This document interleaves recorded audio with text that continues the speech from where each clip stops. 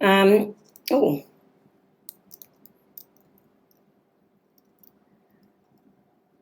Kate Floss, living in Thailand, fighting for New Zealand in self-imposed political exile for my own safety, to save myself from the heathens that would like to beat me up and stone me. And believe me, you and me, we were stoned back in the past.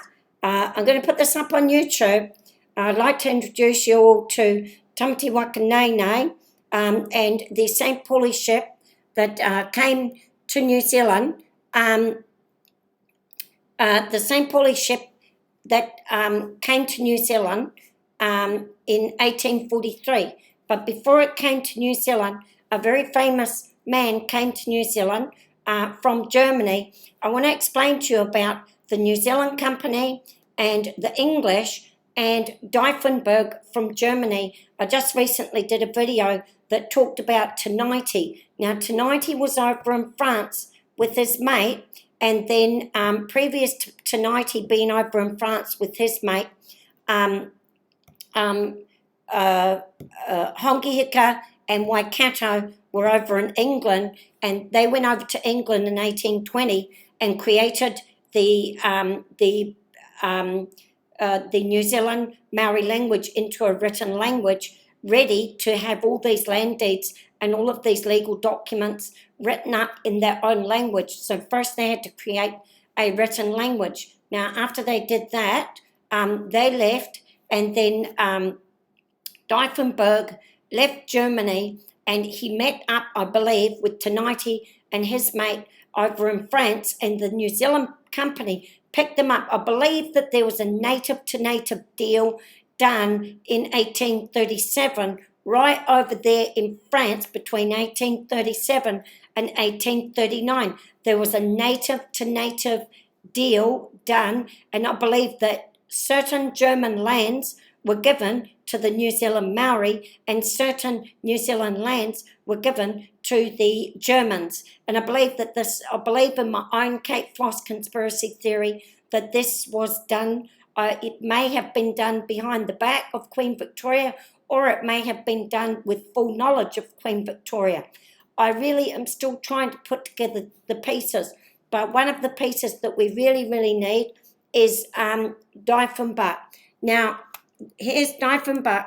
Now, we know whenever I do my research, I always want to go and find the real true things. Now, these are the 8 Dieffenbach letters that have just recently surfaced in New Zealand, and we can match the Dieffenbach letters to the time that Te Nayti was over there, and we can read the Dieffenbach story, and we can match him to the authorities, and the stamps and the postage and all of that can be matched, that he and Te Nayti and the New Zealand Company were in exactly the same place at the same time. It can all be matched up.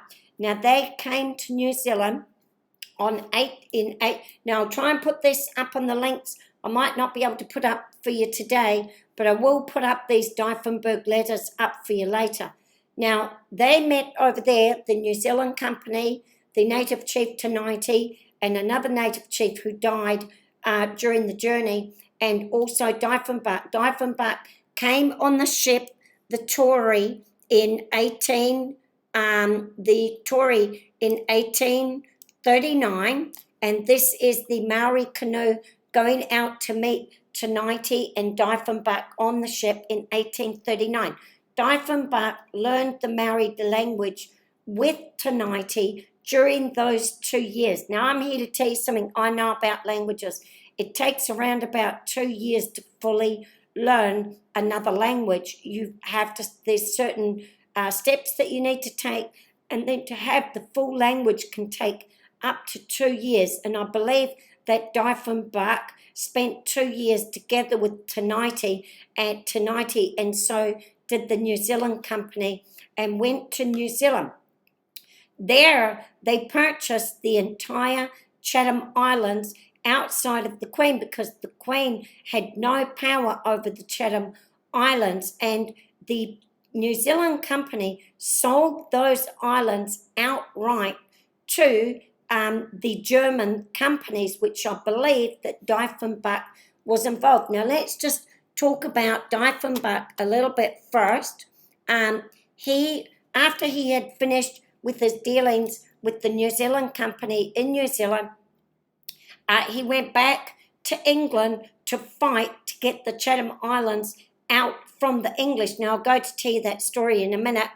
And he got pushed aside and shoved aside, and he ended up going back to Germany. And then from Germany in 1843, he tried to re-enter back into New Zealand when the St. Pauli ship was being brought to New Zealand, and they were being bamboozled into losing their native lands and their native status, because these were called free men. And they were free men, meaning that they owned the native land, and they were going to lose that status to the Queen before they stepped foot on the shores of New Zealand. Now, this is what I'm going to be disputing about. So, what did Ernst Dieffenbach, one of the things that he did was that he named all of the plants and all of the animals of New Zealand. He also climbed Mount Egmont. He may even have named Mount Egmont, I don't know. But he climbed Mount Egmont. He reached the summit on the 23rd of December, 1839. He arrived in New Zealand on the 16th of August of 1839, and he climbed the summit of Mount Egmont on the 23rd of December, 1839. And he looked out across the entire North Island and also the South Island. He was destined to become known as one of the most painstaking and reliable and early explorers. He named all the plants, he named all the animals, and he brought native to native Chatham Islands. And one of the things that he described was that the birds on the Chatham Islands were completely different to the birds on the mainland New Zealand. Therefore, he claimed that they were completely different territories. The Maoris were very friendly, but they could not understand his intention of making the ascent. They told him that there would be moas and reptiles on the mountain, and that the latter, the reptiles, would eat him. On the 3rd of December, he ascended with a Tohunga priest and an American man of colour. Now, there is another story that names that man, the Tohunga priest. The troubles soon began, and the heavy rain came. They ran out of food, and they scrambled back down the mountain, but he did not give up. On the 19th of December, he ascended again, and this time he took with him a European whaler named Hebele and Ekaki, a married chief. The latter had 2 slaves with him, one of whom he sent ahead, but after the march of 4 days, the foot of the mountain was reached, and the ascent commenced on the ridge that runs from the summit to the northeast. They came to the snow line. The 2 native attendants began to pray, and they refused to go any higher. Their feet were uncovered, and they were feeling the effects of the intense cold. And in any case, the mountain was forbidden ground. Accompanied only by Hebele, the doctor continued the ascent in his records. Now, Hebele was a European whaler, which means he could be French, he could be German, he could be English, could be anyone. So, to all the people that are helping me out there, we'd like to know the nationality of Hebele. So he did climb up to that mountain, and they had to create steps as they were climbing up the mountain. He said, but from the years have passed and the face of the province changed. Egmont rises up not from the wild country that Dieffenbach knew, but from an expanse of rich farming land as it beckoned the men far away, and it was called later today by the young climbers of Taranaki to them, it is the mountain, but it actually was called Mount Egmont, and the first person to climb it was Dieffenbach, okay? So that's Dieffenbach's letters. Now we want to go into the story of Germany. Now, if any of you want to be following Kate Floss, you're going to need to be following the Germans. Now, I'm going to explain to you about the two German ships. One German ship was called the Sankt, S-A-N-K-T, Pauli, and the other one was called the Skjold. Now, the Skjold was the deviate ship, and the Sankt was the original ship that was supposed to come with the deal between Dieffenbach, New Zealand company, and Te Nayti. The agreement was with them and nothing to do with Queen Victoria. Now, if we remember, it was King William IV that gave the coat of armour to Hongi Hika, and Hongi Hika on his deathbed warned his people to watch out for the redcoats, and he renounced them in the end, and so did Ruatara renounce them also in the end. Now, the chiefs got together, Wakanene, Waikato, Te Raupara, I believe, and they hitched up with Germany. Now, the Germans of the St. Pauli came from this area here called the Rhineland and Dusseldorf, all right? And they also came here from this place here of Hamburg. The Skjold people came from Mecklenburg. Now, Mecklenburg, and then another group. One group went to Auckland, and they were called Bohemian Czechs, and they were, in fact, not even German. And when they arrived in Auckland, they claimed themselves to be German, but they were actually Bohemian Jews, I suspect. So they created wars within New Zealand. The Skjold group from Mecklenburg, now they had entered into Mecklenburg, and all during the years of 1800 through to 1836, the Skjold people were fighting against the native Germans, trying to get them out, and that all was occurring in Mecklenburg, and then they pushed the native Germans out into Hamburg, and it was those native Germans that were brought on the St. Pauli. Now, I'll tell you about the story of the St. Pauli. The New Zealand company had not received any English support for their wish to inhabit the Chathams. The English said, we want nothing to do with the Chathams. It was not within their range that they were permitted to enter into based on Norfolk Island. In 1839, in December, it was advertised in the German newspapers, and the agents were appointed. Now, in 1841, the Dutch colonization, Gesellschaft, German colonization company, by Carl Siedking and others, D. Chaperouge and Company, and J.C. Godefroy and Son were the company that entered into the agreements. Now you remember that Dieffenbach is already in New Zealand, Te Nayti is already in New Zealand by 1841, because they came in on August of 1840, I think they came. We know from here.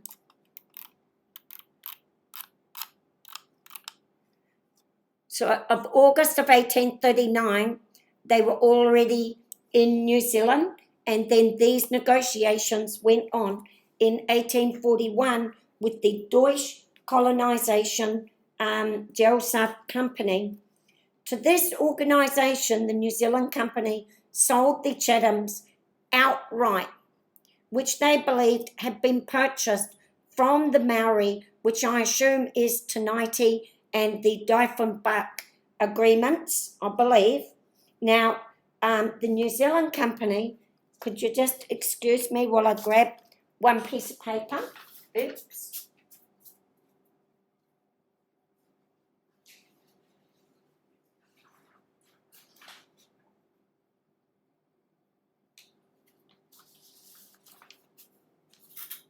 So the New Zealand Joint Stock Company was established on the 12th of February of 1841, and then it became a charter incorporation, which was backed up by the Queen, right? Queen Victoria.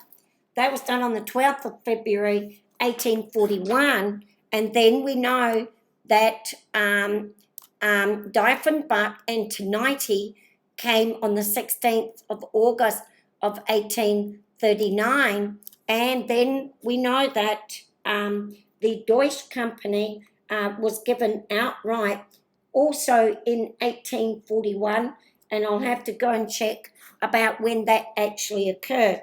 But this organisation, New Zealand, when Lord Stanley was informed, he told the New Zealand Company that its charter, which was this 1841 12th of February charter, did not authorise it to buy land in a foreign country, New Zealand being recognised as a foreign country, nor to create a foreign colony, which was Chatham Islands was going to be a German Lutheran colony in the neighbourhood of British settlements. So they did not want the Germans as their neighbours. They already had enough German neighbours over in Germany and England. So they said, we don't want the German neighbours over there. And basically Lord Stanley said to Wakefield, you get out of this deal or we're going to cancel your charter, or a lot went on behind closed doors that I'm not privy to. Lord Stanley said, if that deal went ahead with the New Zealand Company, then the charter would be forfeited. But unfortunately, the deal had already been done. It was done and dusted, right? So the Chatham Islands was claimed in 1791 by England, but it was not annexed. Now, being annexed, what it happened in the end, I'll just skip forward. In the end, Britain annexed themselves onto the souls of the 5 Sixtus brothers of the St. Pauli so that they could get the Chathams, so that they could bring British law into New Zealand. So that's exactly what they did, and they stole the souls of my family, and they stole the right of my family, the 5 Sixtus brothers. Now, I'm not sure if my older brothers are in secret deals here, but I wouldn't put it past me if the rotten bastards were. They haven't spoken to me for 30 years. Now I know why, you rotten pricks. Now, the St. Pauli was from northern Germany, which is here, the Rhineland, and they spoke High German, which was the native German language, and they also spoke Low German. They were considered to be free men. They owned land, or they were native, and they were listed as Bauer, B-A-U-E-R. B-A-U-E-R, which means that they were either completely native to the land, or they owned the land and were landlords of their own land and leased their own land because they were natives, but they were not in bondage to anybody. And when they were put on the St. Pauli ship, they were placed in bondage under Britain when they were annexed to Britain against their will. Now, they came from that area, and then when they arrived, they stopped off on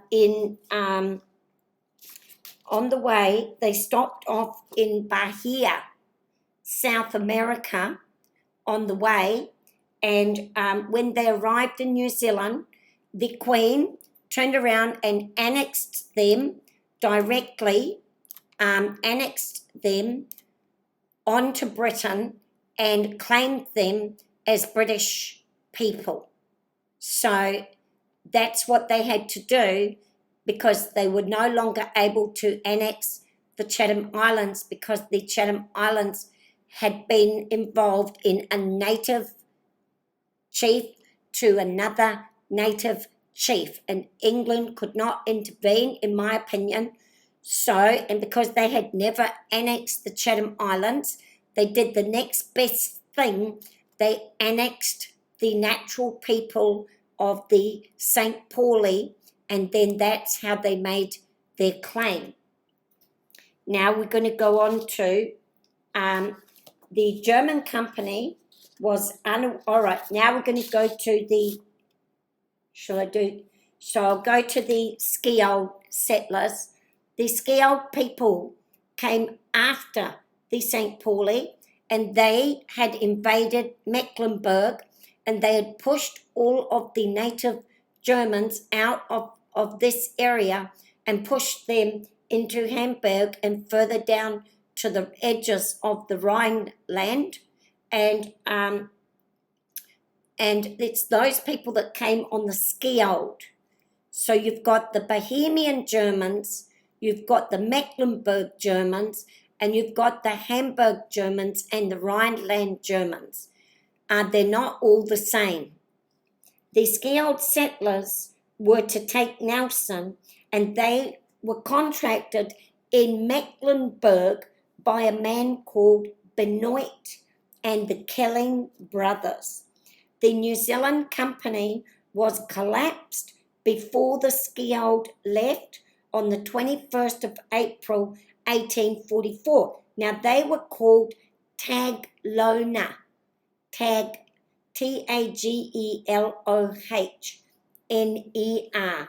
Taglohner.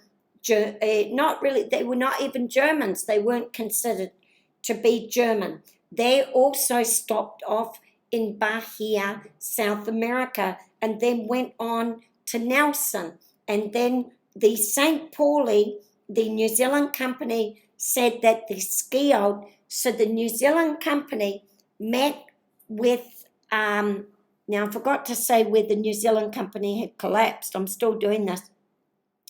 But the New Zealand company met with the Skjold people and shafted the St. Pauli people, and events, and decided, the New Zealand company said that that the Skjold people had a superiority over their predecessors all through the Waimea East, called Ranzau. Then they changed it to Hope. They guaranteed employment and land, but reneged, so they left for Australia between 1844 and 1845. The labourers had their contracts cancelled immediately by Donald Sinclair. 7 families from the Skjold, including the Lange Longi family, and they settled, and they named one place called Skonbak. So we're early days in this, and we're still researching. Going back to the St. Pauli, the German company, unaware of the hitch, issued a plan to colonize the Chathams. They issued their plan on the 15th of February 1842. In March 1842, the British government informed both the New Zealand company and the German companies that the Chathams would be a British colony and the German settling would be aliens. They knew before the St. Pauli came, they knew that they were not going to be permitted to go to the Chathams as native to native deal on the Chathams. They were sideswiped, pushed into Nelson. they were put on floodlands in Nelson, and then after that happened, they had to leave all those floodlands because they were starving, and then they were pushed out of there, and they ended up, the Australians paid for the passage for them to get out, and then they brought in this skiold.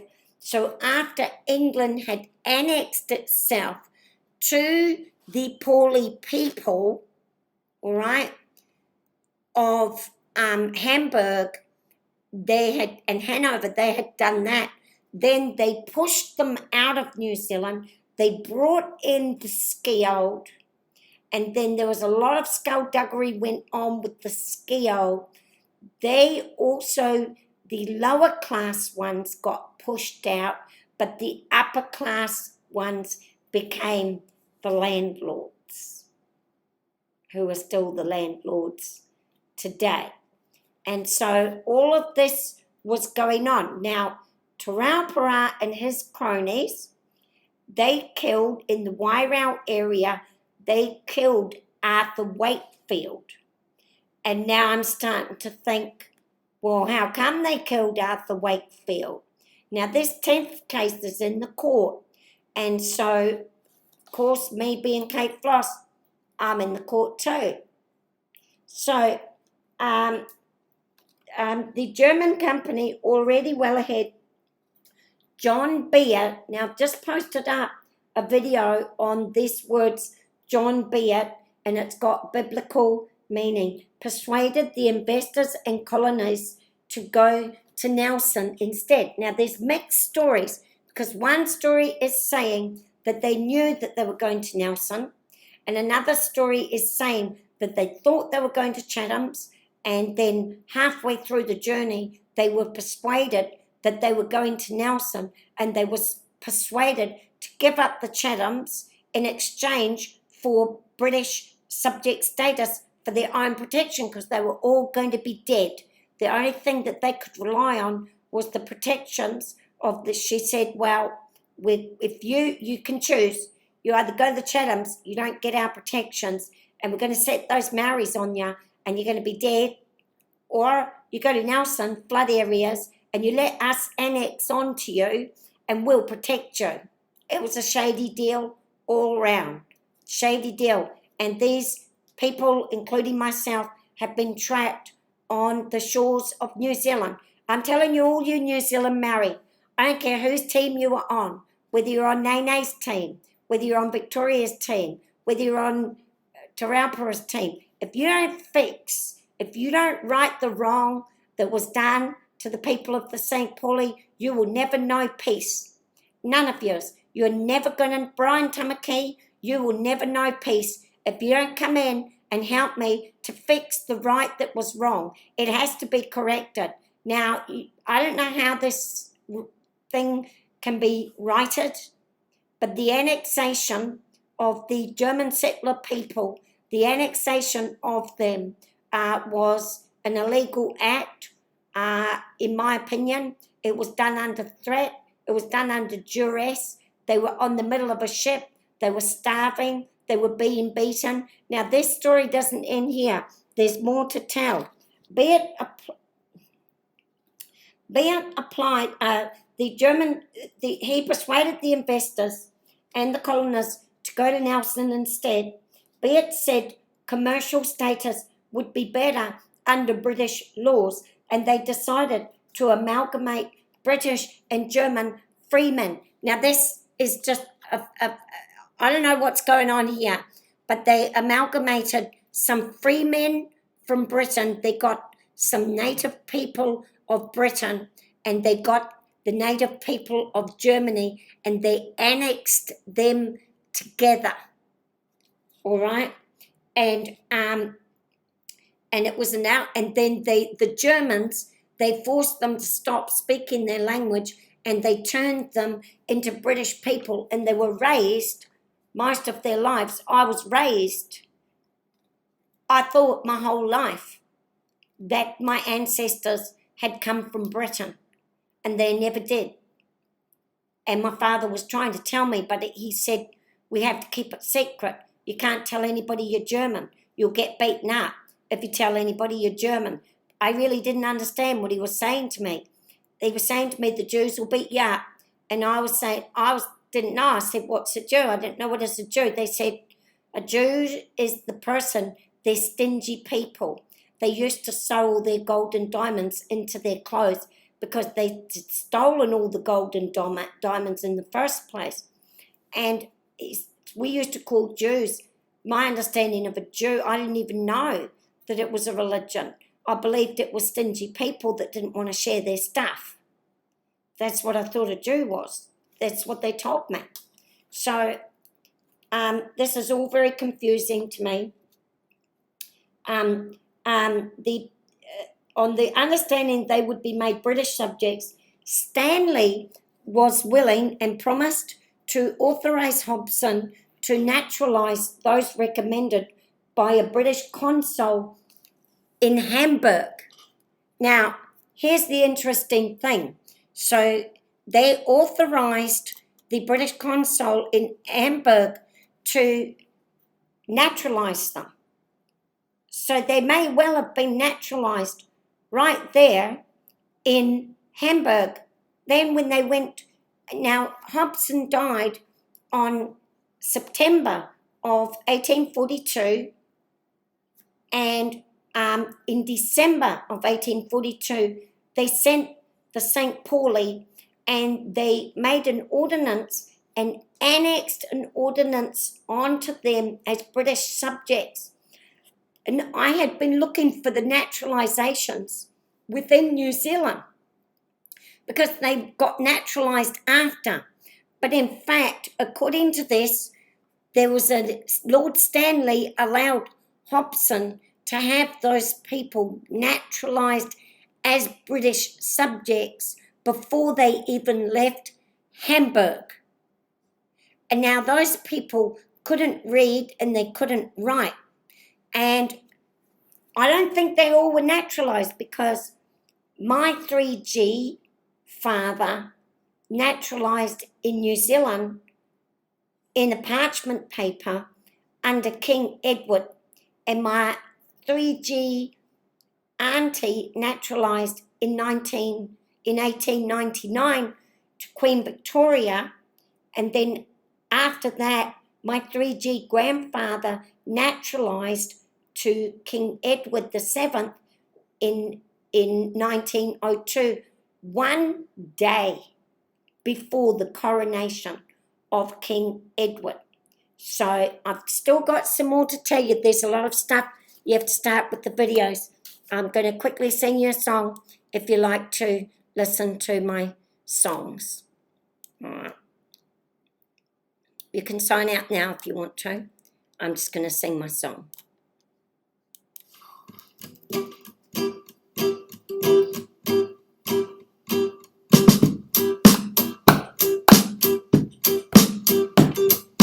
Man gave names to all the animals. Dieffenbach In the beginning,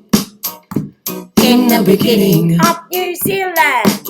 man gave names to all the animals. In the beginning, a long time ago, he saw an animal that liked to growl. Big furry paws and he liked to howl. Oh! Great big furry back and furry hair. I think I'll call it a bear. Man gave names to all the animals. In the beginning, man gave names to all the animals. In the beginning, Like a kiwi. a long time ago, He named the kiwi. he saw an animal up on a hill, chewing up so much grass until she was filled. He saw milk coming out, but he didn't know how. He said, I think I'll call it a cow. Man gave names to all the animals. Milk and honey. In the Lands of New Zealand and the land of milk and honey. man gave names to all the animals. In the beginning, Dieffenbach, a long time ago. ago, Remember Dieffenbach? he saw an animal that liked to snort. Horns on his head and they weren't too short. That's the pigs. And it looked like there was nothing that he couldn't pull. Oh, not He said, pigs. I think I'll call it a bull. More like the bullshit. Man gave names to all the animals. In the beginning. In the beginning. Oh, yeah. Man gave names to all the animals. In the beginning, a long time ago, 1839, Saw an animal leading up that trail, trail. A real dirty face and a curly tail. He wasn't too small, he wasn't too big. He said, I think I'll call it a pig. Man gave names to all the animals. Dieffenbach, In the beginning. in the beginning, on the Chatham Islands. Man gave names to all the animals. In the beginning, native to native. Long time ago. Next animal that he did meet had And wool on his back and hooves on his feet. Eating grass on a mountainside so steep. He said, I'm gonna call that one a sheep. Man gave names to all the animals. New Zealand wool. In the beginning. In the beginning. Man gave names to all the animals. In the beginning. Long time ago, New Zealand lamb. Saw an animal as smooth as glass, slithering his way through the grass. He saw him disappear by a tree near a lake.